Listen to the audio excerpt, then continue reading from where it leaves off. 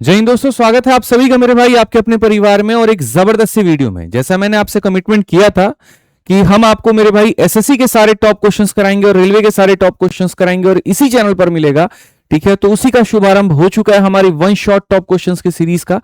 और अभी हाल फिलहाल आपका एक पेपर हुआ है आरआरबी टेक्नीशियन ग्रेड 3 2025। कहने को ये पेपर जो हुआ है आपका वो 9 शिफ्ट में हुआ है, जहां पर 25 के हिसाब से 225 क्वेश्चन पूछे जाते हैं। और मेरे हिसाब से इसके अंदर में कुल मिलाकर के 30 क्वेश्चन ऐसे थे जो बहुत ही बढ़िया थे और वो आपके लिए कराए जाने चाहिए थे। करने को मैं 50 क्वेश्चन भी कर सकता हूं, 60 भी कर सकता हूं, लेकिन वो आपके वक्त को बर्बाद करने वाली बात होती है। ठीक है, तो क्यों ना कुछ ऐसे किया जाए जो मोस्ट इंपॉर्टेंट क्वेश्चन है, जो बढ़िया पूछे गए, ठीक है, और वक्त भी बर्बाद ना हो, और जो पूरा निचोड़ हमें चाहिए था इस पूरे पेपर का वो आपको मेरे भाई 30 सवालों के माध्यम से मिल जाए। ठीक है, तो इसी के साथ में शुभारंभ करते हैं। एक एक बातें जो हम कह रहे हैं वो आप लोगों के लिए हम पूरा करते जा रहे हैं। बड़े वादे नहीं, बड़ी चीजें नहीं, जितना कहा उतना करके दिखाइए, बेहतर आपके लिए होगा और हमारे लिए भी होगा। तो इसी के साथ में आइए चलिए शुरू करते हैं और बहुत बढ़िया तरीके से हम ग्रेड 3 के ये 30 सवालों को हम लोग बच्चों करेंगे और कोशिश करेंगे यहां पर कि सारी बातें आपको समझ में आ पाए और थोड़ा आप कुछ नया सीख पाए। साथ में आप ये भी देख पाए कि कौन ऐसी चीजें थी जो आपसे गलत हो गई और आपको आगे वाले पेपर में रिपीट नहीं करना है। ठीक है, तो पहला क्वेश्चन आपके सामने प्रोपोर्शन का है और प्रोपोर्शन में मैंने आपको बताया है समानुपाती में कि ऐसा दे दिया जाता है कि ये 4 संख्याएं हैं, इनमें कितना जोड़ोगे या कितना घटाओगे कि समानुपाती हो जाए। तो मैं आपको आपका केस बताता हूं, बहुत ध्यान से समझिएगा। जब भी आपके सामने ऐसा आ जाता है कि यहां पर ABCD नाम की 4 संख्याएं हैं और यहां पर इनमें हम कितना जोड़ देंगे कि प्रोपोर्शन में आ जाए और कितना घटा देंगे कि प्रोपोर्शन में आ जाए, तो पहले हम यहां पर क्या करते थे, एक स्पेसिफिक फॉर्मूला बताते थे, मॉड लगा करके दोनों में अप्लाई हो जाता था। लेकिन अब रेलवे ने थोड़ा सा और डिटेल में पूछना शुरू किया है, तो आपको दोनों के अलग अलग फॉर्मूला जानना शुरू करना है। ऐड वाले केस का आपको अलग जानना है और सब्ट्रैक्ट वाले केस का आपको अलग जानना है कि यहां पर वो कौन ऐसी संख्या है जो दोनों के केस में आप जोड़ोगे तो समानुपाती में हो जाते हैं। तो ऐड वाले केस में जो संख्या आप जोड़ोगे उसकी वैल्यू को निकालने के लिए पहले वाले को अंतिम वाले से गुना करो, यानी AD हो जाएगा, माइनस करो बाकी दोनों को, यानी BC हो जाएगा। ठीक है, इन दोनों का सम यानी B प्लस C से मेरे भाई यहां पर आपको माइनस कर देना है किसको, इन दोनों के सम को, A प्लस D को यहां पे। तो ये आपके सामने ऐड वाले केस में हो जाना है। ठीक है, और सब्ट्रैक्ट वाले केस में क्या हो जाना है, सेम इन दोनों का मेरे भाई यहां पर क्या हो जाएगा, अगर आप देखोगे तो पहले और अंतिम का यहां पर प्रोडक्ट यानी AD, बाकी दोनों का यहां पर, इन दोनों का सम पहले आ जाएगा A प्लस D और बाकी दोनों का जो सम होगा वो यहां पर बाद में आ जाएगा। तो ऐड वाले में ये पार्ट पहले आता है, ये बाद में, सब्ट्रैक्ट वाले में ये पहले आता है और ये बाद में, दोनों के अलग अलग केस बनते हैं, आप समझ सकते हैं। तो यहां पर कहा गया कि भैया क्या ऐसी संख्या जोड़े जो सबको समानुपाती में लेकर के आ जाए। तो जैसे जो अनुपात 16 का 20 के साथ में होगा वही अनुपात 20 का किसके साथ में होना चाहिए, 30 के साथ में। तो वो संख्या क्या ऐड करें, तो ऐड करने का मतलब यहां पर पहले को अंतिम के साथ में गुना करना यानी 480, माइनस इन दोनों को गुना करना यानी 400। ठीक है, उसके बाद में जैसा मैंने आपसे कहा कि इन दोनों का जो सम होगा, यानी यहां पर इन दोनों का सम 20 और 20 कितना होगा, 40, उसमें से आप घटा दो मेरे भाई इन दोनों के सम को यानी 46 को। तो अगर आप देखोगे तो बोलोगे सर ये 80 और बट्टे में कितना है, तो माइनस का 6 है, यानी आप यहां पर कहोगे सर -40/3। ये वो संख्या थी जो जोड़ी जानी थी। बट क्वेश्चन में अभी यहीं तक बात नहीं बनी है। क्वेश्चन में यह भी कहा गया है कि find the mean proportion between largest and smallest, यानी इसकी जो सबसे बड़ी संख्या और छोटी संख्या उसका मध्य समानुपाती। ठीक है, तो देखो जो सबसे बड़ी है वही सबसे बड़ी रहेगी, जो सबसे छोटी है तो वही सबसे छोटी रहेगी। तो अगर हम देखें तो यहां पर ये सबसे बड़ी संख्या है, इसमें से आप अगर यहां पर देखोगे तो ये जो प्राप्त होगा उसका, और साथ में जो सबसे छोटी संख्या है यहां पर, इसमें से मेरे भाई यहां पर इसको घटाने के बाद में उसका, इन दोनों का मध्य समानुपाती निकालना है। और मध्य समानुपाती का मतलब होता है गुना करके रूट। तो 90 में से 40 गया तो 50/3 और 48 में से मेरे भाई यहां पर 48 में से 40 गया तो 8/3। इसका क्या करना है, तो रूट करना है। 400 का रूट हमारे सामने 20 हो जाएगा और 9 का रूट हमारे सामने 3 हो जाएगा। डी फॉर देवसेना आपका ऑप्शन हो जाएगा, बात खत्म। तो ये जो है प्रोपोर्शन हमने आपको पढ़ा रखा था, उसी के ऊपर में यहां पर ये क्वेश्चन था। आइए चलिए दूसरा क्वेश्चन हम लोग बढ़ते हैं और देखते हैं। किसी समलंब की 2 समानांतर भुजाओं में से एक की लंबाई 8 है और जबकि समानांतर भुजाओं के युग्म की दूसरी भुजा की लंबाई इन्हीं के बीच की जो दूरी है ना यहां पर उसके बराबर में है। अगर क्षेत्रफल 120 दिया गया तो बोला गया वो दूरी क्या होगा। आसान भाषा में यहां पर तुम्हारे सामने क्या कहा गया, एक समलंब चतुर्भुज यानी एक ट्रेपीजियम दे दिया गया है। ट्रेपीजियम में यहां पर क्या हो गया, एक तरफ की लंबाई 8 दे दी गई है, दूसरे का किसी को नहीं पता है। और कहा गया मेरे भाई यहाँ पर जो इसकी हाइट है दूसरे की लंबाई भी यहाँ पर वही है, ठीक है। और एरिया तुम्हारे सामने 120 है, तो बताओ क्या होगा। आप सबको पता है एरिया का फॉर्मूला क्या होता है, तो half into sum of parallel side, यानी यहां पर 8 प्लस एच और इंटू कितना हो जाता है डिस्टेंस बिटवीन देम, और ये बराबर हो जाता है कितने के, तो 120 के।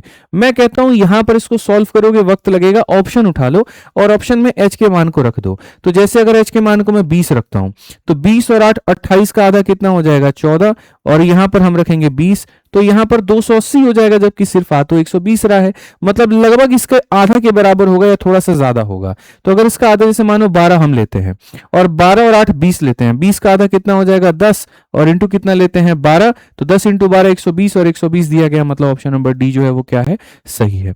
तो इस हिसाब से बच्चों आप क्वेश्चंस को बना सकते हो। पेपर में हमेशा ये बात कहता हूं, चाल चीते की हो ना हो, नजर बाज की जरूर होनी चाहिए, थोड़ा इस बात का ध्यान रखें, ठीक है। आ जाइए, चलिए तीसरा क्वेश्चन देखते हैं। यहां पर कहा गया संख्या इतना इतना और इतना के उभयनिष्ठ अभाज्य गुणनखंडों का गुणनफल ज्ञात करो। यानी बेसिकली यहां पर product of the common prime factor. Common prime factor का मतलब क्या हो गया, वो प्राइम फैक्टर जो सब किसी के अंदर में कॉमन हो। और ऐसी चीज को तो हम लोग एचसीएफ के, थोड़ा साउंड कम कर दो थोड़ा सा, ऐसी चीज को हर किसी को हम एचसीएफ बोलते हैं। तो अगर आप देखोगे तो जैसे 0 0 0 हर किसी में कॉमन है, तो एचसीएफ में 0 आ जाएगा, ठीक है भाई। और ऐसी संख्या जो मेरे भाई यहां पर काटता हो, तो सबसे बेस्ट है डिफरेंस मेथड से जाना। बड़ी संख्याओं का जब भी तुमको एचसीएफ निकालना होगा, बड़ी संख्याओं का जब भी तुमको एचसीएफ निकालना होगा, डिफरेंस मेथड से ऑपरेट करो।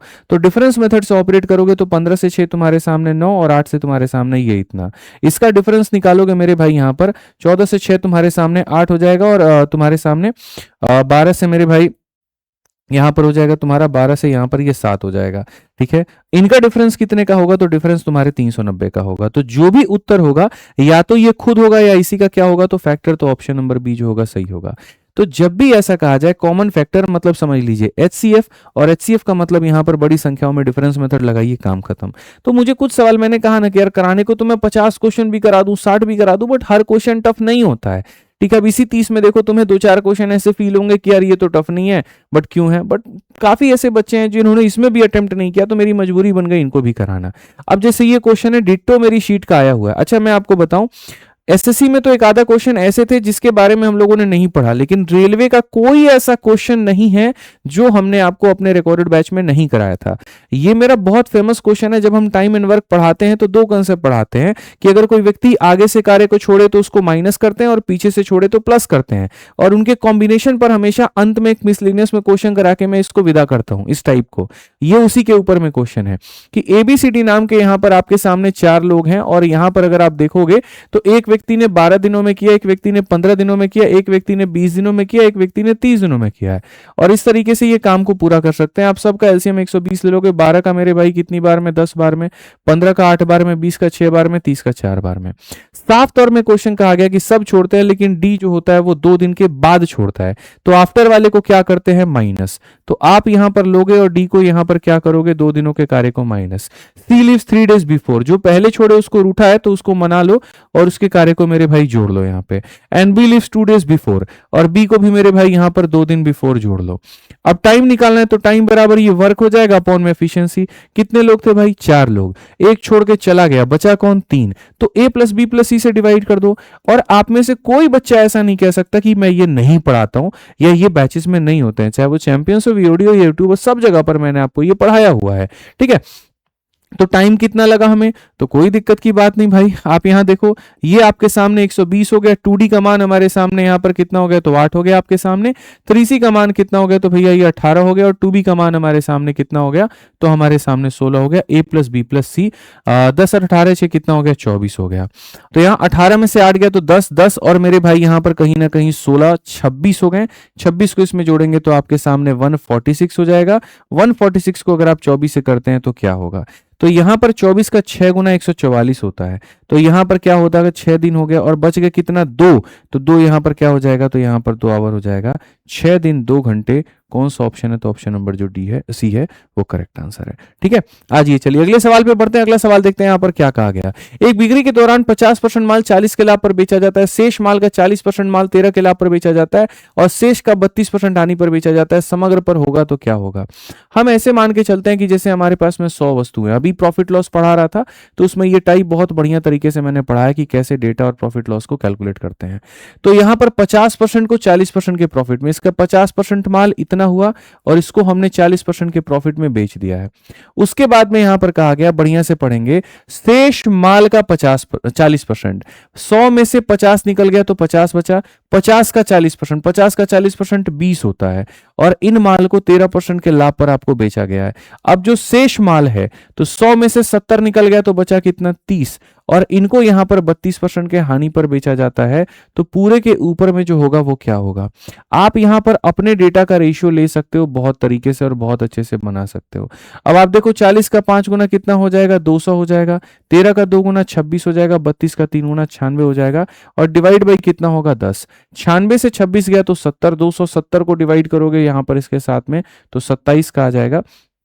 यहां पर लगभग एक सेकेंड रुक जाइए, ठीक है, माइनस होगा, सॉरी यहां पर तो माइनस होगा तो तुम्हारे सामने लगभग कितना हो गया? 70 माइनस में 130, 130 का यहां पर आ जाएगा 13%। ऑप्शन नंबर जो डी होगा वो करेक्ट आंसर होगा। ठीक है, आज चलिए नेक्स्ट क्वेश्चन पे चलते हैं। 6 नंबर क्वेश्चन चलते हैं और इसको देखते हैं। स्टेशन पी और क्यू से चलने वाली दो ट्रेनों की लंबाई का अनुपात हमारे सामने इतना है। जब वे विपरीत दिशा से क्रमशः 54 किलोमीटर प्रति घंटा और इतने की चाल से यात्रा करती हैं तो एक दूसरे को इतने में पार कर लेती हैं। अब यहीं पर ठहर करके इनकी लंबाई निकाल लो। तो टाइम बराबर क्या होता है? Distance upon speed. तुमको यहां पर जो टाइम लगा है वो कितना लगा है? तो इतना लगा है। डिस्टेंस की अगर बात करोगे तो दो ट्रेनें जब एक दूसरे को पार करती हैं तो दोनों की लंबाई को लेते हैं। और स्पीड की बात करोगे तो मेरे भाई 54 और ये तुम्हारा 126 हो गया, लेकिन ये किलोमीटर पर आवर में है तो मेरे भाई मीटर पर सेकंड में करने के लिए 5/18 से हमें मल्टीप्लाई करना पड़ेगा। 5 से तुम्हारा 5 खत्म, 18 से मेरे भाई यहां पर 7 बार में और ये जाओगे तो 210 आ जाएगा तुम्हारे सामने x का मान। अब क्वेश्चन में यहां पर कहा गया कि P से चलने वाली ट्रेन पुल को 90 सेकंड में पार करती है तो पुल की लंबाई क्या है? जब ट्रेन किसी पुल को पार करेगी तो ट्रेन किसी पुल को पार करेगी तो अपने यहां पर पुल दोनों को पार करेगी। तो टाइम जो दिया गया वो इतना दिया गया। टाइम बराबर क्या होता है? Distance upon speed. ठीक है, तो P वाली जो ट्रेन की लंबाई है 210 का 3 गुना यानी 21 से 63 हो गया इतना, और प्लस ये हमारे सामने पुल की लंबाई हो गई। तो टाइम बराबर डिस्टेंस और अपॉन में स्पीड हो गया। 54 की रफ्तार से चलता है तो इसको मीटर पर सेकंड में बदलने के लिए 5/18 से आप इसको गुना करोगे तो यहां पर ये हो जाएगा 15, 15 नवा कितना होता है? 1350। 1350 में से मेरे भाई यहां पर जो है अगर आप घटाओगे 630 को तो आपके सामने कितना आ जाएगा? 720 आ जाएगा। 720 ऑप्शन नंबर ए जो होगा करेक्ट आंसर होगा। ठीक है, तो नॉर्मल क्वेश्चन है, कोई दिक्कत की बात नहीं। आइए चलिए अगला सवाल क्षेत्रमिति का देखिए क्या कहा गया क्वेश्चन में। 2.1 मीटर लंबाई वाला एक बेलनकार प्रिंटिंग ड्रम 350 के पूर्ण चक्कर लगाता है और इतना मीटर कपड़ा प्रिंट करता है। ड्रम की त्रिज्या कितनी होगी? देखो होता क्या है, जैसे मानो ये ड्रम है और ये ड्रम जो होता है मेरे भाई यहां पर जब भी किसी के ऊपर चक्कर लगा करके ऐसा प्रिंटिंग करेगा ना तो जो एरिया कवर करेगा वो 2πRH का कवर करेगा। तो यहां पर इसने कहा कि देखो कितने चक्कर लगाए? 350। एक चक्कर में ड्रम इतना का एरिया कवर करता है तो 350 चक्कर में इतने का एरिया कवर करेगा। और यहां पर ये हमारा बराबर होगा किसके? तो बराबर होगा 4158 के। ठीक है, 350 का डबल कितना हो जाएगा? 700 हो जाएगा। पाई का मान कितना हो जाएगा? 22 बटे इतना हो जाएगा। रेडियस किसी को नहीं पता है। हाइट की बात करें तो ये हमारे सामने 21 बटे कितना है? तो 10 है। ठीक है, सारे के सारे हमारे सामने मीटर में है तो हमें कोई दिक्कत की बात नहीं है, 4158 होगा। ठीक है, अब यहां पर आप अपना कटिंग कुटिंग जो भी करना है करिए। आप अपना 7 और 0 से अपना 7 और 0 भी काट सकते हैं। एक अपना यहां पर पास में रख लीजिए 10, ताकि ले जाकर के वहां पर जो है वो काम में आपका आ जाए। ठीक है, तो cylindrical printing drum of length इतना मीटर मेक्स इतना, कंप्लीट रिवोल्यूशन प्रिंट इतना metre, what is the radius of the drum. ठीक है, तो याद रखिएगा यहां पर आपके सामने अभी कितना है? तो 10 मौजूद है। अब इसके बाद में अगर आप काटना चाहते हैं या फिर आप इसको है ना ऐसे मत करो। ठीक है, आप यहां पर जो है ना कंफ्यूज हो जाओगे। 0 से खाली एक 0 को काटो, 7 से काटो मेरे भाई यहां ऐसे इस तरीके से 10 बार में। अब 21 से अगर आप काटोगे तो 21 से आपके सामने लगभग एक बार में 21 हो जाएगा 205। ठीक है, तो 205 हो गया आपके सामने। 21 8 9 एकम 9 9 दूनी 18 तो 9 बार में चला जाएगा 198। तो 21 से अगर आप काटोगे तो 21 का 1 गुना 21 हो जाएगा, 205 हो गया, 21 का 9 गुना 9 एकम 9 दूनी 18, तो 189 के करीब में हमारे सामने आ गया। 11 और 5 16, 168 आ चुका है, और 168 का मतलब 8 बार में आपका ये जा चुका है। 22 से अगर हम काटेंगे यहाँ पर तो 9 दूनी 18 मेरे भाई 9 बार में चला जाएगा। तो बेसिकली रेडियस जो होगा वो 9/10 होगा, और ये मीटर में होगा। सेंटीमीटर में बदलने के लिए आप इसको 100 से गुना कर दीजिए तो 90 सेंटीमीटर आ गया। कौन सा ऑप्शन है? जो सी है वो हमारा बिल्कुल सही उत्तर है। ठीक है, आज ये चलिए 8 नंबर क्वेश्चन यहां देखते हैं क्या कहा गया। बोला गया निम्नलिखित में से किस संख्या के ठीक 4 अलग अलग फैक्टर होते हैं। तो आपको भी पता है कि नंबर ऑफ फैक्टर निकालने के लिए जैसे मानो कोई एक संख्या है, और ये संख्या का मेरे भाई यहाँ पर a का पावर p है, और यहाँ पर ऐसे मान लीजिए कि यहाँ पर b जो है नाम का उसका पावर q है। तो कभी भी अगर इसके गुणनखंडों की संख्या नंबर ऑफ फैक्टर निकालोगे तो पावर में एक इसका बढ़ाना होता है, और उसी तरीके से उसके पावर में बढ़ा करके तब गुना कर देना होता है, तो ये आता है। तो कहा गया किसी संख्या के 4 यहाँ पर क्या है, तो अलग अलग गुणनखंड है, 4 फैक्टर हैं। ठीक है, तो इसका होगा, इसका होगा, इसका होगा, तो इसके पावर 3 है, 3 में 1 बढ़ा दो तो 4 हो जाएगा। यहाँ 1 और 1 है, 1 में 1 बढ़ा दो 2, और 1 में 1 बढ़ा दो 2, 2 इंटू 2 ये भी 4 हो जाएगा। 3 है, 3 में 1 बढ़ा दो 4 हो जाएगा। ये 2 है, 2 में 1 बढ़ाएंगे 3 होगा, यानी ये नहीं हो सकता है। तो क्वेश्चन में कहा गया किसका नहीं हो सकता है, डज नॉट हैव। तो डज नॉट हैव में कौन सा ऑप्शन आएगा, तो डी फॉर देवसेना आएगा। बस बात खत्म। आइए चलिए 9 नंबर क्वेश्चन, बड़ा प्यारा औसत का सवाल है, समझना बहुत जरूरी है क्वेश्चन में क्या कहा गया। विवाह के समय पति और पत्नी का औसत आयु 28 वर्ष होता है। बेटी के जन्म पर, ठीक है, उनके विवाह के 2 वर्ष के बाद होता है। यदि परिवार के तीनों सदस्यों की वर्तमान की औसत आयु 24 है तो दंपति विवाह से कितने वर्ष पहले, ठीक है, दंपति का जो विवाह है वो कितने वर्ष पहले हुआ था। हस्बैंड वाइफ है, दोनों के एज का जो औसत है वो 28 है। अगर एवरेज 28 है तो 28 का डबल कर दो तो हस्बैंड प्लस वाइफ का सम निकल जाएगा, यानी कितना होगा, 56। 2 वर्षों के बाद में बेटी का जन्म होता है, तो 2 वर्षों के बाद में बेटी का जन्म होता है, तो 2 वर्षों के बाद इसकी जो है, और यदि परिवार के 3 सदस्यों का वर्तमान औसत इतना है, तो मैं कहता हूं कि 2 वर्षों के बाद में हस्बैंड प्लस वाइफ का एज कितना रहेगा, वो जब बेटी का जन्म हुआ होगा, तो मेरे भाई उस समय हस्बैंड प्लस वाइफ का जो एज रहा होगा बेटी के टाइम पर, ठीक है, वो 2 साल ये बढ़ गए, 2 साल ये बढ़ गए, तो 4 साल यानी 60 साल के हो गए थे। बेटी के जन्म पर हस्बैंड और वाइफ का एज कितना था, तो 60 साल का था। ठीक है, अब कहा गया वर्तमान में तीनों का औसत यहां पर कितना है, तो 24 है। तो अगर हम देखेंगे तो हस्बैंड है, वाइफ है और साथ में डॉटर है, तो तीनों का जो औसत है वो 24 है, तो सम कितना होगा, 72। कितने का अंतर आया, 12 वर्ष का। 12 वर्ष का अंतर आया है यहां पर, यानी 4 वर्ष 4 वर्ष 4 वर्ष। तो बेटी कितने वर्ष की हो गई, तो 4 वर्ष की हो गई। अगर मेरे भाई आज के समय बेटी 4 वर्ष की है तो इनके पिता और मम्मी की शादी कितनी हुई थी, तो ये वाला जो गैप हो जाएगा ये 4 वर्ष का, और ये वाला जो गैप हो जाएगा 2 वर्ष का, यानी 6 साल पहले हुआ था। तो 6 साल पहले हुआ था, तो कौन सा ऑप्शन सही होगा, तो ऑप्शन नंबर बी सही होगा। थोड़ा साउंड और कम कर दो। समझ में आ गया बात यहाँ पे कि आज के समय अगर देखोगे, देखो इसमें से इसको घटाओगे तो बेटी का मान खाली 12 ऐसे नहीं आएगा, मतलब होता क्या, ये h+4 w+4 और फिर यहाँ पर डॉटर का मान बराबर, तो यहाँ से डॉटर की वैल्यू तुम्हारी 4 साल आ जाएगी, यानी बेटी 4 साल के बाद में जन्म ली है और 2 साल पहले और विवाह हुआ था, यानी कुल मिलाकर के कितना साल, तो 6 साल। ठीक है, तो याद रखिएगा इस बात को। आइए चलिए 10 नंबर क्वेश्चन हम लोग देखते हैं और समझते हैं। कहा गया एक डीलर 2 वस्तु एक्स और वाई को 1300 रुपए, यहां से मुझे थोड़ा ठीक क्वेश्चन लगा, और ये क्वेश्चन थोड़ा मुझे डिसेंट सा लगा, आप इसको कम से कम 3 स्टार दे सकते हो। होता क्या कि यार एक डीलर होता है, 2 वस्तु उसके पास में होती है एक्स और वाई नाम की, दोनों का कॉस्ट प्राइस 1300 रुपए क्रय मूल्य सेम होता है, वो दोनों के अंकित प्राइस यानी मार्केट प्राइस को भी सेम रखता है। एक्स नाम के वस्तु पर वो 2 तरह का डिस्काउंट देता है, तो इतने रुपए कमाता है। तो यदि कहा उसने कि वाई नाम के वस्तु पर अगर इतने का डिस्काउंट दे तो क्या होगा। बेसिकली 2 अलग अलग तरह के वस्तु को तुमको देकर के कंफ्यूज किया गया, परेशान किया गया। मैं सिंपल एक ही आर्टिकल पर बात करता हूं कि अगर मैं 2 यहां पर वस्तुओं को दे रहा हूं तो मुझे इतने का प्रॉफिट हो रहा है, तो अगर मैं 1 डिस्काउंट, अगर मैं 2 डिस्काउंट दूंगा तो इतने का प्रॉफिट, तो अगर मैं 1 डिस्काउंट दूंगा तो मेरे भाई यहां पर क्या होगा। ठीक है, तो मैं आपको 2 बातें बताना चाहता हूं, पहला कि इनका सक्सेसिव कितना होगा और दूसरा ये परसेंटेज में कितना होगा।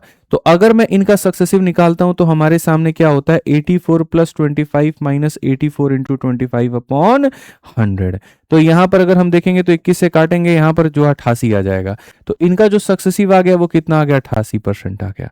88% पर इतने का डिस्काउंट। अब ये डिस्काउंट सीपी का कितना परसेंट है, ठीक है, सॉरी इतने का प्रॉफिट, तो ये जो प्रॉफिट है वो सीपी का कितना है, तो इतना जो प्रॉफिट है वो सीपी का देखो कितना परसेंट हो गया।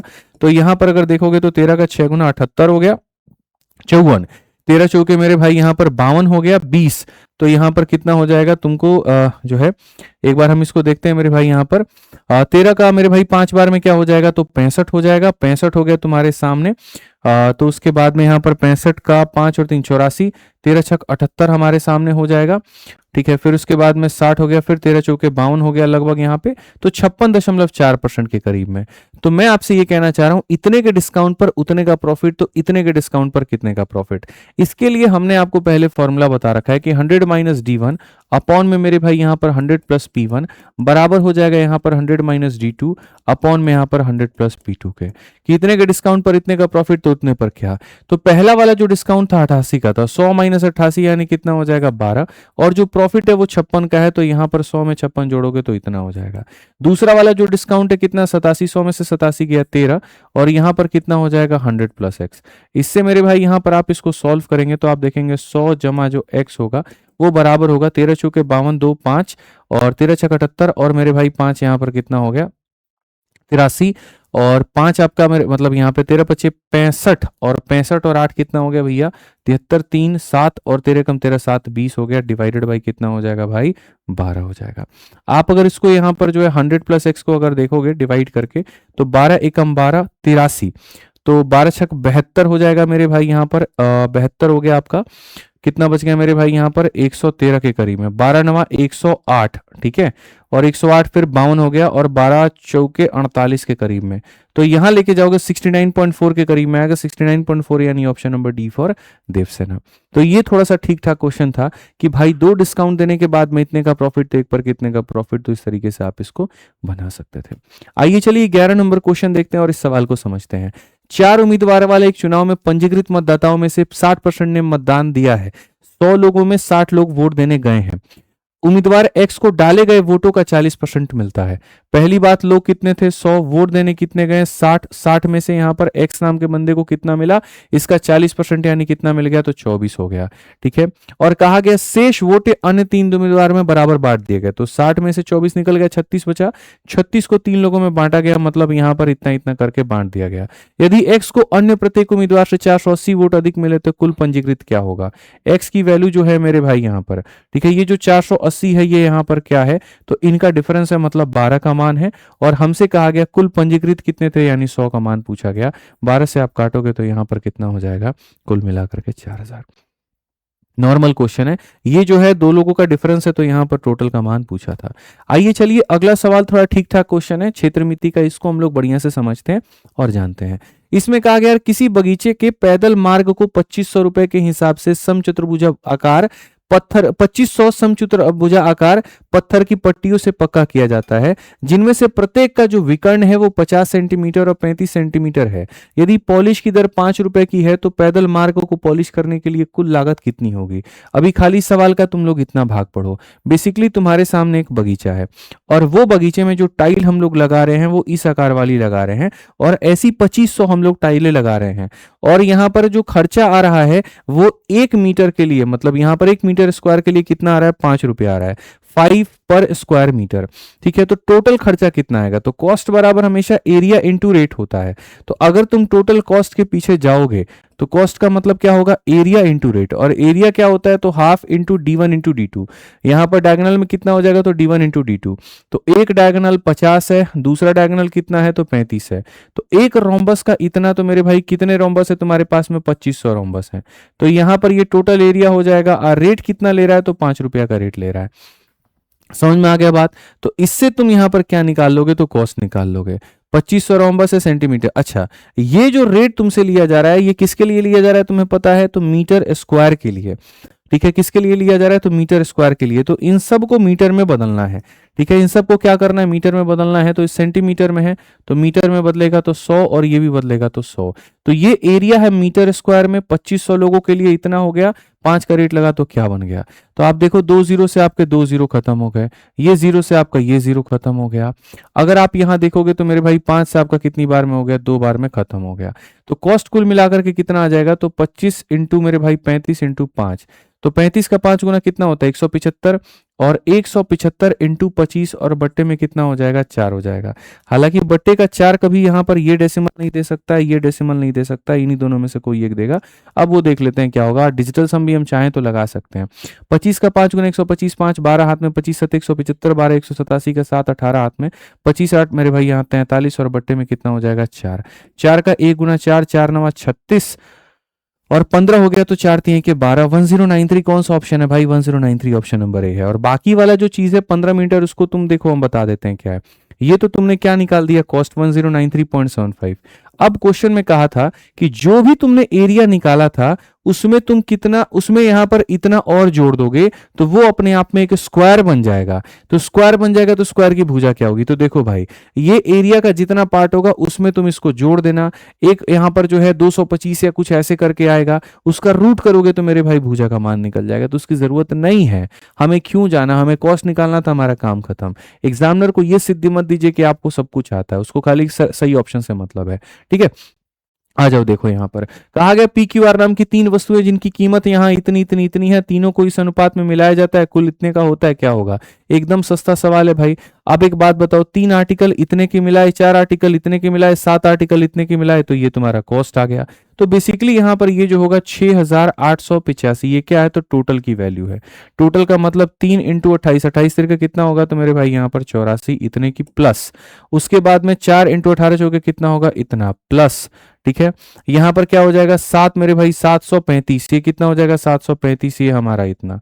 और हमसे किसका मान पूछा गया है, तो हमसे जो है मेरे भाई पूछा गया how many article of type Q did he purchase, Q के कितने परचेस किए उसने, तो क्यू के इतने मान परचेस किए। इसको तुम सॉल्व कर लो मेरे भाई, तुम्हारी वैल्यू निकल करके चली आएगी। अगर तुम चाहते हो सॉल्व करना, देखो 6885 हो गया तुम्हारे सामने, 8 7 15, 15 7 22, 22 हो गया मेरे भाई, 2200 हो गया, 40 20 60 30 90, मतलब यहाँ पर 95, तो 2200 कितना हो गया 2295 इंटू कितना हो गया तो ये इतना हो गया। अब अगर इसको देखोगे तो कितनी बार में, 3 बार में ले जा सकते हैं भाई इसको। ठीक है, यहाँ पर 28 और 3 दूनी 6 मेरे भाई, बिल्कुल इसको 3 बार में जा सकते हैं। 3 चौके कितना हो जाएगा 12, option number D for Devsena. काम खत्म। ठीक है, आ जाओ चलो नेक्स्ट क्वेश्चन देखो यहाँ पर क्या कहा गया। अगर तुम्हारे सामने ट्रिग्नोमेट्रिक क्वेश्चन है, किसका मान 1 के बराबर है और थीटा 0 से बड़ा 90 से छोटा है, तो ये क्या होगा। भाई मेरे सबसे पहले 0 से बड़ा तो 30 डिग्री लेकर के शुरू कर लो। इसको सॉल्व करने जाओगे हालत खराब हो जाएगी। तो 30 डिग्री लोगे तो 37 का मान 1/2 का स्क्वायर इतना हो जाएगा। 37 का मान मेरे भाई यहाँ 3/2 हो जाएगा, और प्लस हमारे सामने इतना हो जाएगा।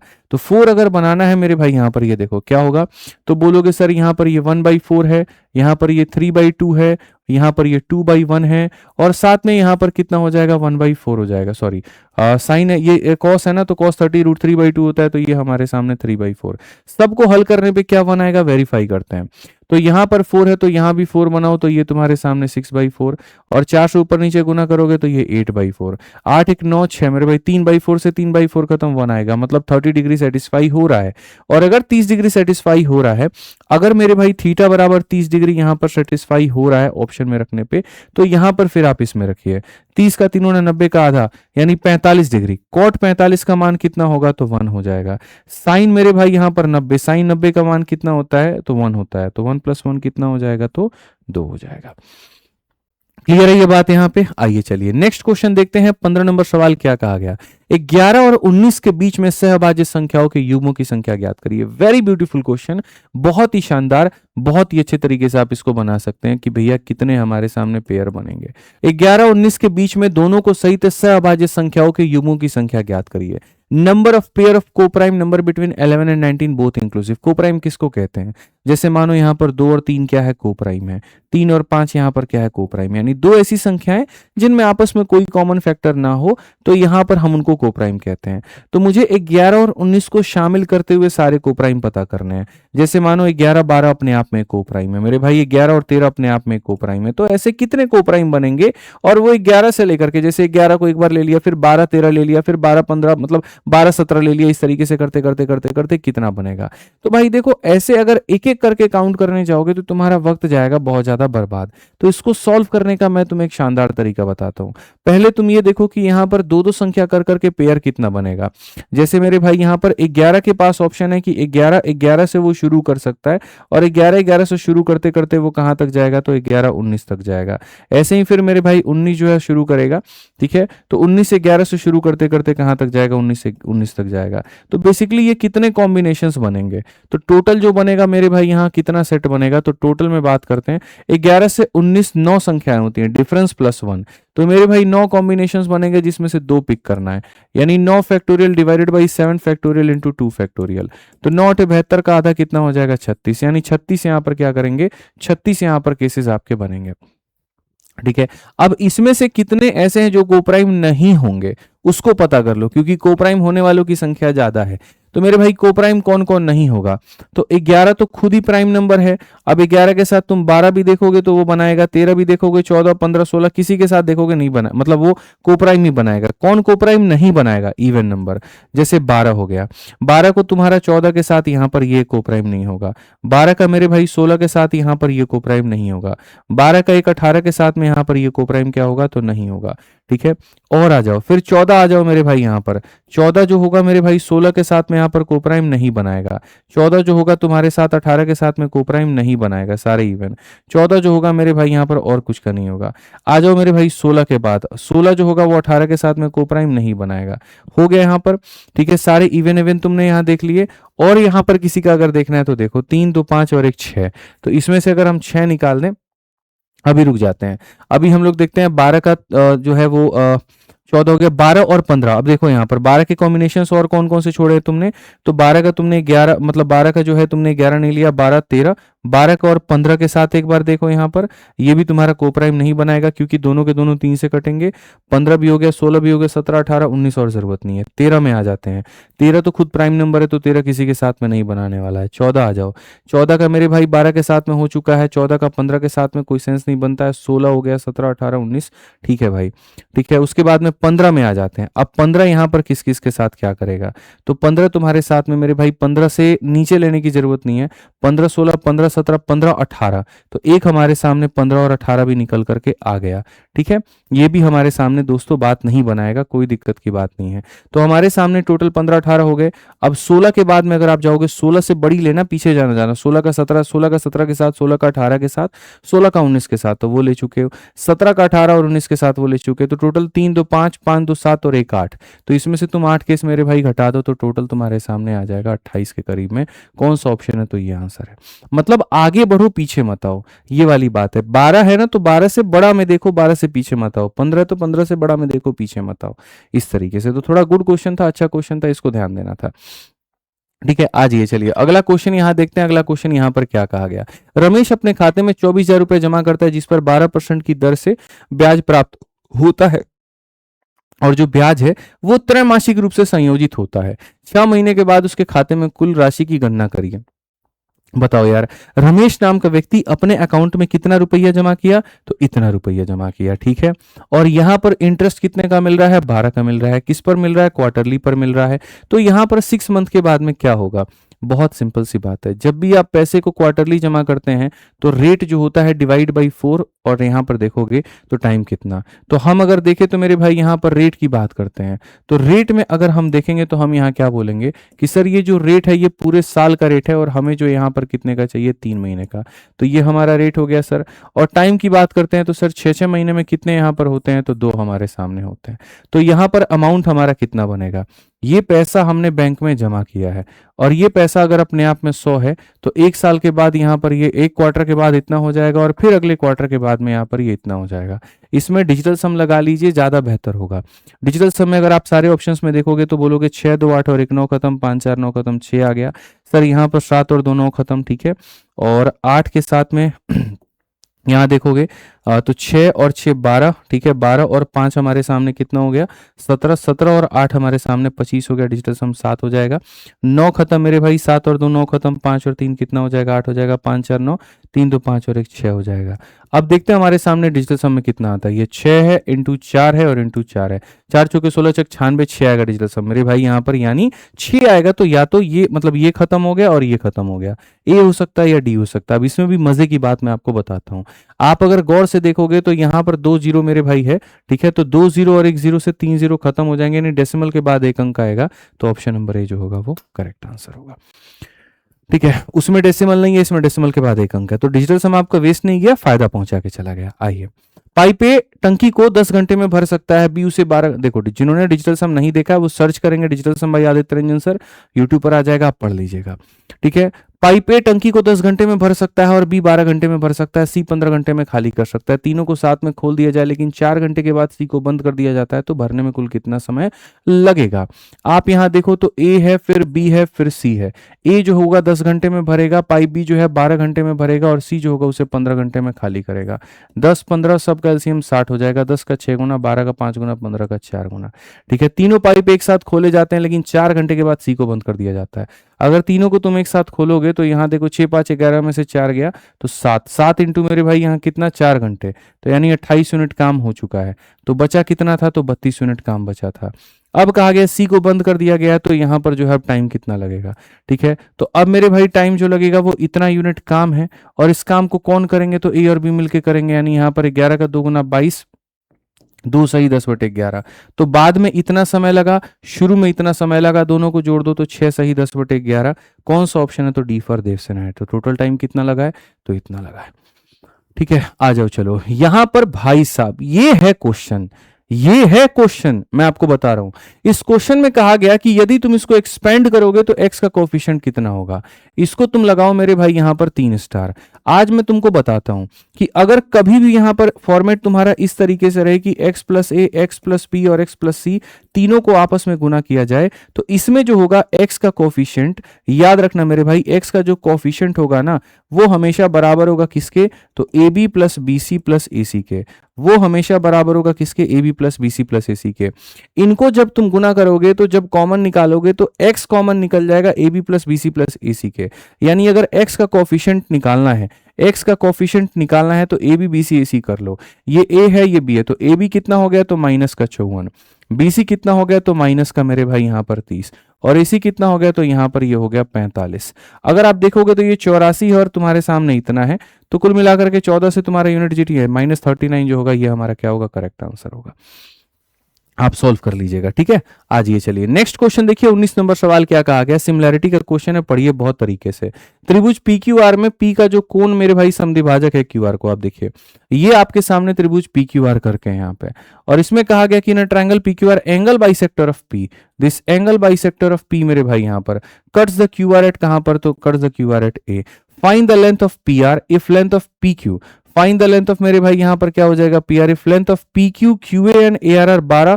ठीक है, इफ लेंथ ऑफ मेरे भाई पी क्यू, पी क्यू का मान कितना दिया गया है, तो 12 दिया गया है। उसके बाद में क्यू ए का मान कितना दिया गया है, तो मेरे भाई यहां पर क्यू ए का मान 4.2 दिया गया है, और उसके बाद में यहां पर जो होगा वो लगभग जो होगा क्यू ए का मान, ठीक है, ए आर का मान हमारे सामने कितना है, तो 3.8 है। तो यहां पर किसका मान कहा गया, find the length of P are. ये तो एंगल बाइसेक्टर का थ्योरम लगेगा, सिमिलैरिटी नहीं। तो ये तो बहुत ही सिंपल है। एंगल बाइसेक्टर जो होता है वो क्या होता है, जिस अनुपात में ये दोनों होते हैं उसी अनुपात में ये दोनों को भी कर देता है, या जिस अनुपात में ये दोनों होंगे उस अनुपात में इनको कर देगा। दशमलव से दशमलव खत्म, 2 से काटोगे तो 21 बार में, और 2 से काटोगे तो कितनी बार में, तो मेरे भाई यहाँ पर 19 बार में। बेसिकली 21 का मान दिया गया है, 19 का मान पूछा है। ठीक है, तो यहाँ पर ये कह सकते हो कि सर 21 बटे में 19 जो होगा वो बराबर होगा 12 बटे में कितने के, x के। तो अगर x का मान तुमको निकालना है तो देखो 19 का 2 गुना 38, और यहाँ पर 3, 19 से कम 19 3 22, और बट्टे में कितना 21 हो जाएगा।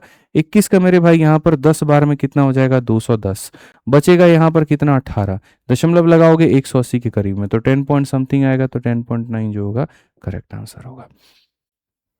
ठीक है, नॉर्मल सवाल था। आ जाओ चलो, ये क्वेश्चन देखो 20 नंबर सवाल, एक नॉर्मल क्वेश्चन ये भी है, सरलीकरण का है, बना सकते हो, वोल स्क्वायर का कंसेप्ट है। ये 4x स्क्वायर का वोल स्क्वायर है और यहाँ पर ये 9y स्क्वायर का वोल स्क्वायर, ये पूरा उसी का वोल स्क्वायर है।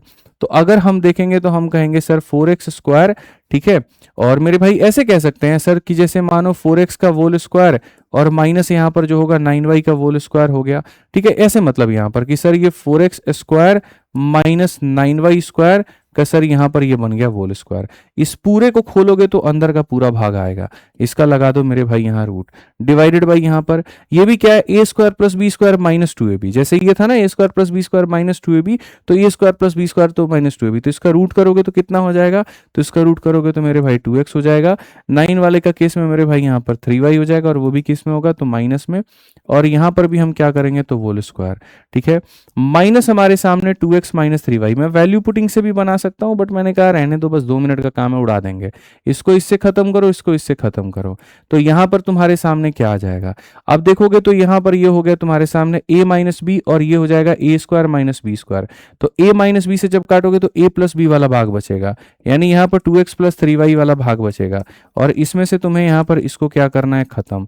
ये तुम्हारे सामने खत्म हो जाएगा, 3 और 3 कितना हो जाएगा, 6y हो जाएगा। तो 6y का मतलब कौन सा ऑप्शन होगा, तो बी जो होगा करेक्ट आंसर होगा। वैल्यू पुटिंग से बना सकता हूं लेकिन कोई फायदा नहीं है, रहने देते हैं। आइए चलिए प्रतिशत का एक और सवाल हम लोग देखते हैं क्या कहा गया। किसी परिवार की मासिक आय में 15% की वृद्धि हुई, उन्होंने भोजन पर मासिक व्यय में 10% का किया और किराए पर 20% की वृद्धि की। यदि भोजन पर उनका प्रारंभिक मासिक व्यय 12,000 और किराए पर इतना और उनकी प्रारंभिक मासिक बचत इतना था, तो नई मासिक बचत क्या होगा। एक व्यक्ति का खर्चा दिया गया, सेविंग दिया गया और बोला गया कि कितने परसेंट से उसने अपने इनकम में बढ़ाया, कितने परसेंट से खर्चे में बढ़ाया, कितने परसेंट से सेविंग में क्या क्या मेरे भाई बदलाव होगा। तो कोई भी व्यक्ति जो होता है वो कमाता है और या तो उसको लुटाता है या उसको बचाता है। अगर आप इसका मेरे भाई देखोगे तो साफ तौर पर कहा गया है कि भोजन पर 12,000 और किराए पर 8,000, तो खर्चे भी दो प्रकार के हैं, भोजन के ऊपर में 12,000 है, किराया के ऊपर में 8,000 है, और जो बाकी बच गया वो उसका 15,000 रुपए का बचत है। तो अगर इसके हिसाब से इनकम देखो तो 20 और 15 यानी 35,000 रुपए वो इंसान कमा रहा है, ठीक है। अब क्वेश्चन में यहाँ पर कहा गया कि आय में 15% की वृद्धि। 15% आप जानते भी है क्या होता है, परसेंट से दोनों जीरो खत्म, 15 पचे 75, 5 7 15 3 45 7 52, इतने रुपए का उसका मेरे भाई इनकम बढ़ गया। फिर क्वेश्चन में कहा गया भोजन पर 10% और किराए पे 20, यहाँ भोजन जो है मेरे भाई जो कि 12,000 रुपए भोजन पर जा रहा था ना, तो इसका 10% बढ़ गया, 10% का मतलब 1,200 रुपए यहाँ पर इंक्रीज हो गए, और किराया पर कितना बढ़ गया, तो 20% की वृद्धि हो गई, तो यहाँ पर कितना 10% यहाँ 1,600 रुपए हो गए। तो यहाँ 5250 में से यहाँ पर 3,800 रुपए घटा दो, तो जो आएगा वो वृद्धि बता देगा किसके ऊपर में, तो यहाँ सेविंग के ऊपर में। तो आप यहाँ मतलब यहाँ पर जो होगा 12 6 18 2800, 2800 में 2200 को और जोड़ दोगे तो तुम्हारा 5,000 22 2 2450, तो यहाँ पर इसमें जो है 2450 रुपए अब एक्स्ट्रा वो सेव कर लेगा। तो क्वेश्चन में कहा गया मेरे भाई नया मासिक बचत कितना होगा, 15,000 में 2400 जोड़ दो, 17,450 के करीब में कौन सा ऑप्शन आ जाएगा, तो ये हो जाएगा, ठीक है। तो इतना इतना इतना इतना बढ़ गया था, फाइनली इतना बढ़ने के बाद में ये काम हमारा हो गया। आइए चलिए 22 नंबर क्वेश्चन देखिए क्या कहा गया, बहुत सरल सा सवाल।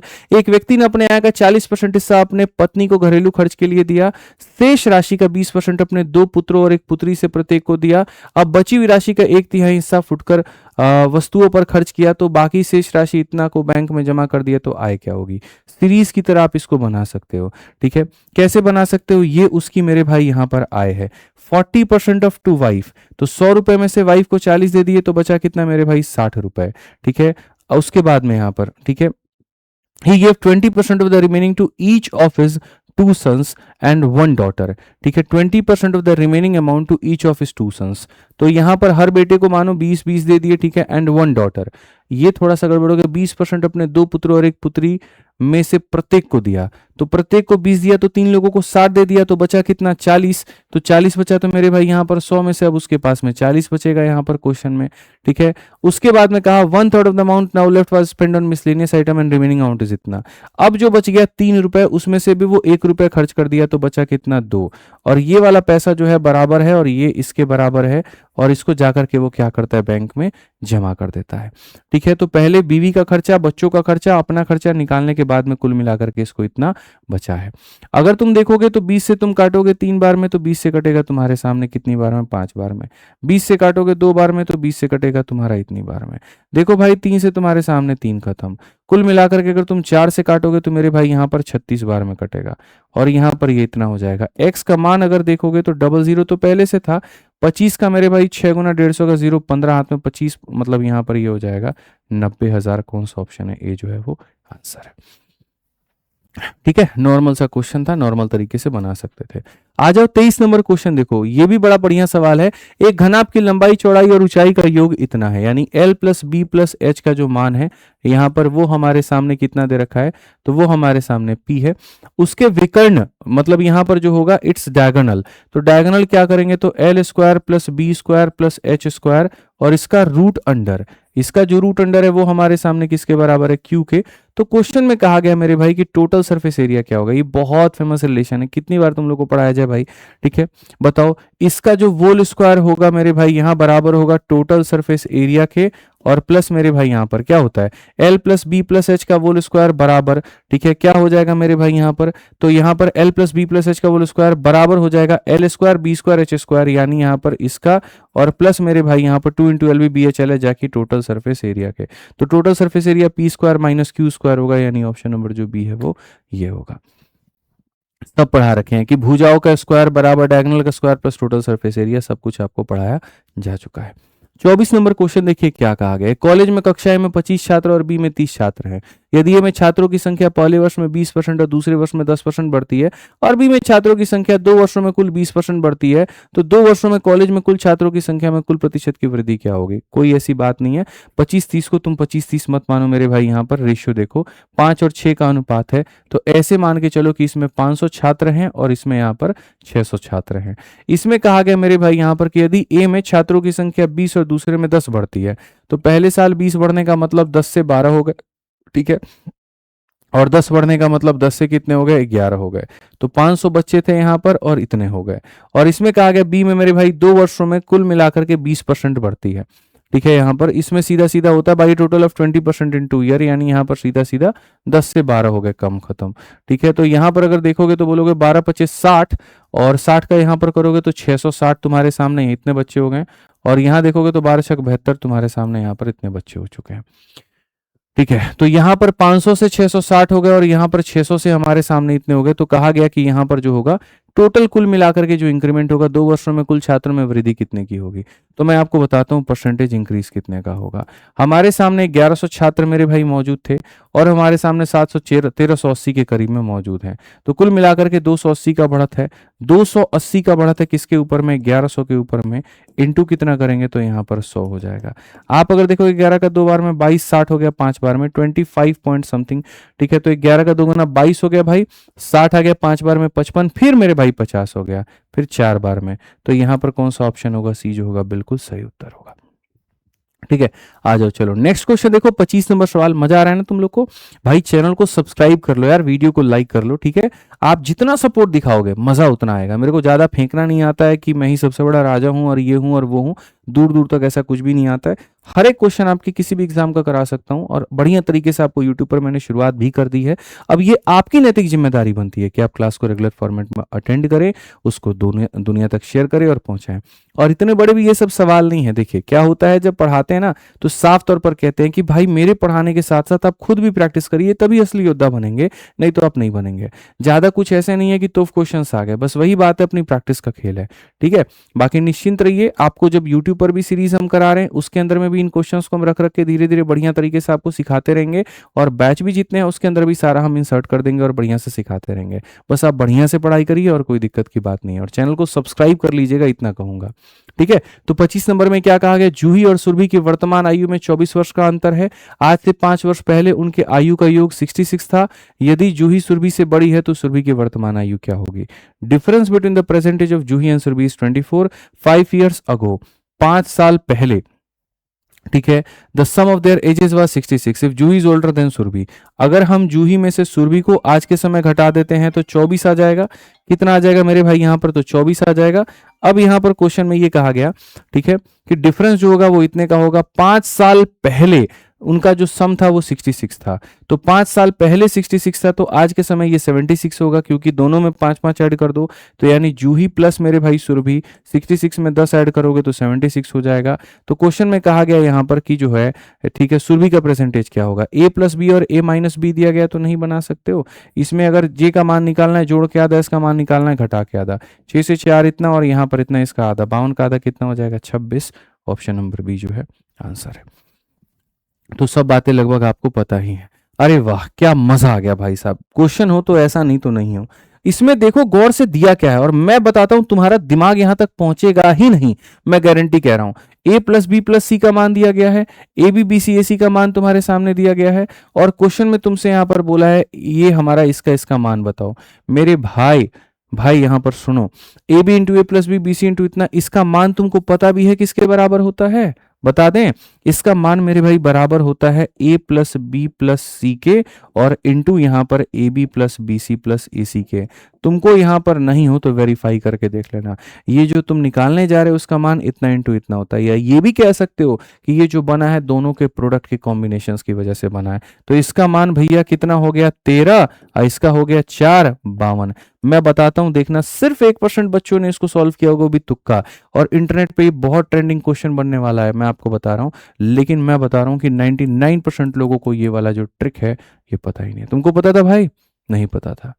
ठीक है, आ जाइए, चलिए नेक्स्ट क्वेश्चन देखिए, 27 नंबर क्वेश्चन। यहां पर क्या कहा गया, एक बेलनकार छड़ का बाहरी वक्र पृष्ठीय क्षेत्रफल 7900 है। यदि छड़ की लंबाई 3 है तो बाहरी त्रिज्या को दशमलव के स्थान तक बताइए। ठीक है, यहां पर cylindrical rod has an outer curve surface area of इतना। आउटर कर्व सरफेस एरिया का मतलब यहां पर देखो, ये सिलिंड्रिकल रॉड होगा भैया, ठीक है, और यहां पर बाहर वाली सतह का कर्व वक्र पृष्ठीय क्षेत्रफल, यानी हमारे सामने ये, और आउटर कर्व सरफेस एरिया कितना हो जाएगा, इतना हो जाएगा। क्वेश्चन में कहा गया length of the rod is 3, height हमारे सामने कितना है, तो मेरे भाई 3 है, तो आउटर रेडियस है भाई, यहां पर हाइट दे दिया है, पाई का मान पता है, रेडियस नहीं निकाल लोगे तो मेरे भाई इसको खुद से ट्राई कर लेना, ये मेरे कराने लायक क्वेश्चन नहीं है, बकवास क्वेश्चन है।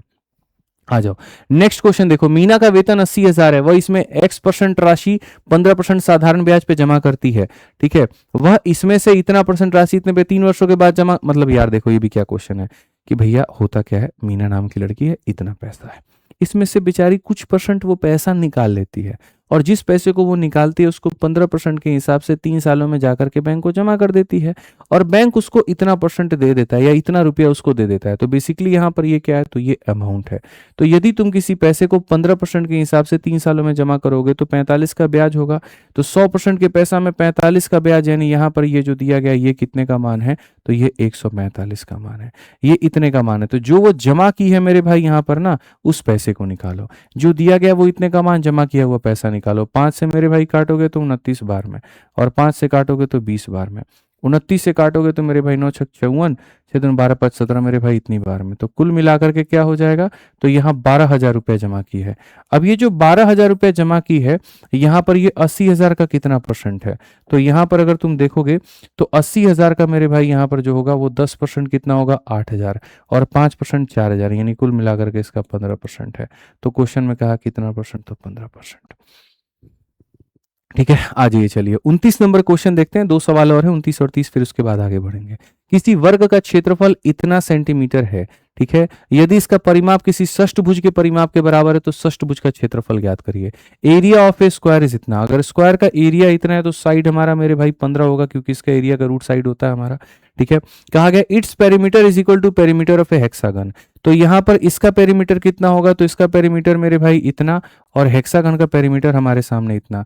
15 चौके 60 बराबर हमारे सामने 6x है, तो हेक्सागन की भुजा हमारे सामने 10 आ जाएगी। तो एरिया ऑफ हेक्सागन, तो हेक्सागन का जो एरिया होता है वो किसके बराबर होता है, तो 6 इक्विलेटरल ट्रायंगल के बराबर। 6 इंटू √3/4 इंटू मेरे भाई यहाँ पर 100, 4 से काटेंगे 25 बार में, 25 छक 150 √3, कौन सा ऑप्शन आएगा, तो D for Devsena. D for Devsena जो होगा वो हमारा क्लियर होगा। आ जाओ चलो 30 नंबर क्वेश्चन देखते हैं, बहुत प्यारा सवाल। ठीक है, अंतिम है सवाल हमारा, और साझेदारी के ऊपर में है, देख लेते हैं ढंग से। एक व्यक्ति x 12 महीने के लिए 12,000 निवेश करता है और व्यक्ति y 18,000 रुपए निवेश करता है, लेकिन वह 6 महीने के बाद अपना निवेश निकाल लेता है। यदि उनके निवेश पर अर्जित कुल लाभ इतना है तो x का हिस्सा कितना होगा। छोटू क्वेश्चन है ये। एक्स इन्वेस्ट इतना फॉर 12 एंड वाई इन्वेस्ट इतना, ठीक है। तो 12,000 18,000 का मेरे भाई अनुपात 2 और 3 का है, ठीक है। तो वो 2 रुपए 12 महीने के लिए इन्वेस्ट करता है, तो प्रॉफिट कितना होगा, इन्वेस्टमेंट इनटू टाइम मेरे भाई। और साथ में कहा गया वाई 3 रुपए इन्वेस्ट करता है बट विड्रॉ आफ्टर 6 मंथ, तो 6 महीने के बाद ही निकाल लेता है, यानी इतने रुपए उसने लगाए ही कितने हैं, तो 6 महीने। तो ये एक्स है और ये वाई है और ये उनका प्रॉफिट है। अगर देखोगे ये 24 है और यहाँ पर ये कितना है, तो कुल मिलाकर के 18 है, ठीक है। तो यहाँ 6 से ही तुम काट दो कुल मिला गए, तो ये तुम्हारे सामने प्रॉफिट में 4 और 3 के अनुपात हो गए हैं। टोटल प्रॉफिट जो होगा वो यहाँ पर इतना है, तो एक्स का शेयर। ये बहुत लोकल क्वेश्चन है। 25,200 जो है दोनों का सम है, 7 का मान है, तो एक्स का और कितना होगा, तो यहाँ इतना हो जाएगा। 7 से 3 बार में 21 और मेरे भाई 7 से इतनी बार में 36 का मेरे भाई 4 गुना कितना हो जाएगा, 14,400। ऑप्शन नंबर जो होगा बी करेक्ट आंसर होगा। तो ये हो गए आपके कुल मिलाकर के 30 सवाल। अगर इसके अलावा कोई और भी क्वेश्चन थे जो टॉप था, बढ़िया क्वेश्चन था और मुझे उसकी जानकारी नहीं हो पाई, या कई क्वेश्चन ऐसे होते हैं सॉल्व करने के बाद ही पता चलते हैं अच्छा इसका तो डेटा कैलकुलेटिव था, इसमें तो ऐसे था, कम समय में जब आप ऊपर ऊपर से देखते हो तो आपको लगता है सभी आसान है, या कुछ लेंदी क्वेश्चंस लगते हैं ये मुश्किल है। तो मैंने अपनी आकलन के आधार पर ये 30 क्वेश्चन निकाले हैं। यदि आपको लगता है कि इसके अलावा कोई और भी क्वेश्चन था और टफ था, तो आप यहाँ पर उस परीक्षा का जो डेट होगा और उसका शिफ्ट होगा आप उसको मेंशन कर देना, मैं अलग से यहाँ पर वो भी क्वेश्चन आपको करवा दूंगा, कोई दिक्कत की बात नहीं है। कमेंट बॉक्स में वो भी मेंशन कर देना। अगर किसी क्वेश्चन में आपको संदेह नजर आता है, कहीं पर आप फंसते हैं, आप कमेंट बॉक्स में डाल दीजिएगा, हम वो भी करवा देंगे, ठीक है। ये पूरा जितना हम आपको पढ़ाए हैं इसका बढ़िया से बच्चों जो है पूरा पीडीएफ आपको इसी टेलीग्राम पर मिल जाएगा, इसी चैनल के लिंक कमेंट बॉक्स में भी हो जाएगा, यहाँ भी हो जाएगा, तो आप उसको देख लीजिएगा। इसके अलावा यदि आप रेलवे की तैयारी कर रहे हैं तो आपके पास में रेलवे की 2 किताबों का होना बहुत जरूरी है। एक गणित का जहां से आप संपूर्ण अभ्यास कर सकते हैं नए सवालों का स्मार्ट अप्रोच के माध्यम से, और एक आपका यहाँ पर जीएस का मेरे भाई रेलवे का समान अध्ययन। ये 2 किताबें हमने आपके लिए बनाई है और इसके अंदर से क्वेश्चन फंसना तय है। जैसे मैंने कहा ना कि रेलवे का एक भी क्वेश्चन शीट के बाहर नहीं था, जितने क्वेश्चन हमने कराए, मतलब थोड़ा तो टॉप क्वेश्चन में क्या होता है एक्सप्लेन आदमी कम करता है, क्योंकि उसमें ये लगता है कि यार देखो देख ही वही रहा होगा जिसका सिलेबस पूरा होगा, तो एक्सप्लेन कम करने फिर उसमें कई बार ऐसा लगता है लोगों को बोर भी हो जाता है, कई बार ऐसा लगता है कि नहीं यार मजा आ रहा है। वो डिपेंड करता है बच्चे के ऊपर में। अब जिसको थ्योरी चाहिए वो बोर होगा, लेकिन जिसको कट टू कट चाहिए वहां पर उसको आनंद आ रहा होता है, ठीक है। तो ये इस तरह का होता है। तो मेरा ये आपसे कहना है कि जैसे मान लीजिए यदि आप फ्रेशर भी हैं या रिपीटर भी हैं, आप क्वेश्चंस की प्रैक्टिस को करना मत भूलिए। आपके लिए बोरिंग और आपके लिए एंटरटेनिंग आपके लिए नहीं होने वाला है। बेसिकली आपको ये चीज करनी है तो करनी है, तो आप प्रैक्टिस करिए और इस किताब से मेरे भाई यहाँ पर प्रैक्टिस करिए, ठीक है। यहाँ पर आपको बढ़िया बढ़िया क्वेश्चंस दिए गए हैं, लेटेस्ट पूरा पूरा दिया गया है। इसको आप फ्लिपकार्ट अमेजन से मंगा करके इसका पूर्ण रूप से लाभ उठाइए, बस मैं इतना ही कहूंगा, ठीक है। प्रैक्टिस करिएगा, आपको बहुत शानदार किताब अप टू डेट है। रेलवे में इतनी मार्केट में अप टू डेट कोई किताब नहीं है, होती तो मैं उसी को बताता, क्योंकि यह तो इसी के लिए इसके बारे में मैं कह रहा हूँ। बाकी चैनल को सब्सक्राइब कर लीजिएगा ताकि बाकी वीडियो जो आते हैं यहाँ पर उसका नोटिफिकेशन आपको यहीं पर मिल पाए और आप बढ़िया से पढ़ाई कर पाए। वीडियो कैसी लगी कमेंट बॉक्स में ज़रूर बताइए। आज के लिए इतना ही, बहुत बहुत धन्यवाद। जय हिंद।